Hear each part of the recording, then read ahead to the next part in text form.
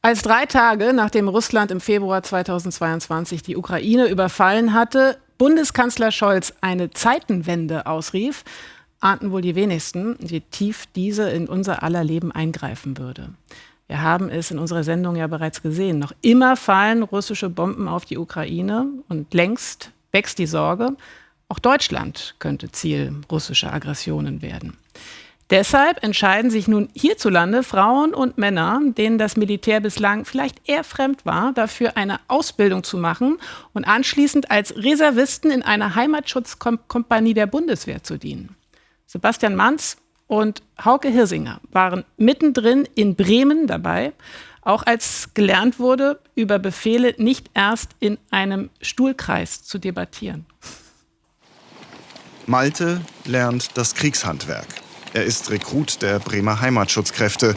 Gerade auf dem Stundenplan möglichst unauffällig kriechen. Achten Sie darauf, dass Sie nicht zu laut sind, nicht wie so ein Wildschwein schnauzen oder sowas. Alle Rekruten gehen eigentlich zivilen Berufen nach, gelten hier als Ungediente ohne militärische Vorerfahrung. Aus Sicherheitsgründen werden wir nur Vornamen nennen. Malte ist eigentlich Berufsschullehrer. Ich habe früher aktiv verweigert und das war auch in meinem Freundeskreis ganz normal. Also das haben eigentlich fast alle gemacht und keiner hat den Sinn gesehen, wofür es eine Bundeswehr braucht. Und ja, das hat sich jetzt ziemlich geändert. Etwa 1/3 der Freiwilligen sind Frauen. Buchhalterin Saskia ist eine davon.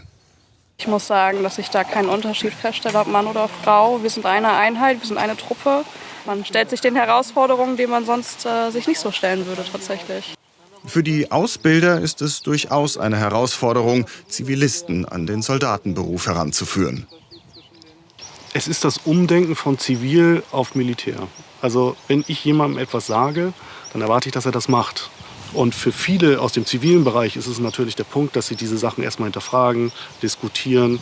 Und das muss man den Leuten, ich will jetzt nicht sagen abtrainieren, bitte nicht falsch verstehen. Es geht nicht darum, den freien Willen dabei zu unterdrücken, sondern wirklich den Leuten zu sagen, okay, es gibt eine Situation, es gibt eine Entscheidung und das müssen wir machen. Und das ist natürlich etwas, was im Zivilen so nicht vorliegt. Ahnungslose Rekruten und Ausbilder mit Einsatzerfahrung diskutieren hier mitunter etwas länger, wie etwa eine gefechtstaugliche Stellung anzulegen ist. Ich bin der Meinung, Sie könnten das hier auch alles noch abtragen. Ja. Und dann hören Sie doch erstmal bitte zu. Ja, wenn Sie das hier noch absagen, dann können Sie vermutlich auch wirken. Im Kämpfen ist das hier gut, als Schutz vor Splitterwirkung ist das jetzt hier halt schlecht. Also weiterschaufeln.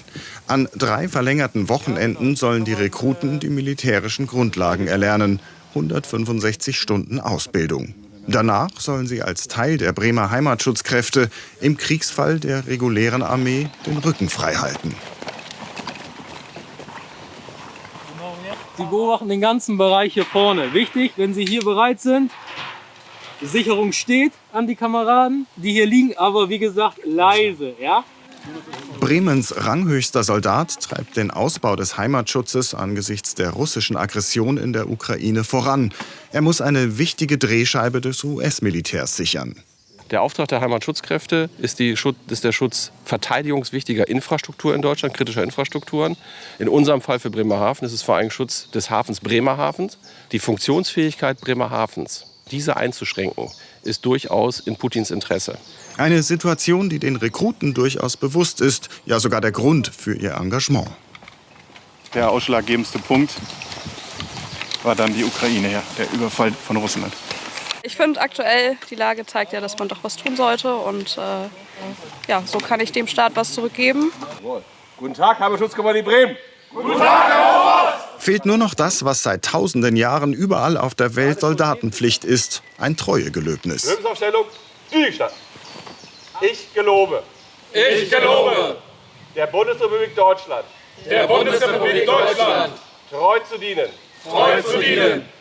Aus Kriegsdienstverweigerer Malte ist Soldat Malte geworden.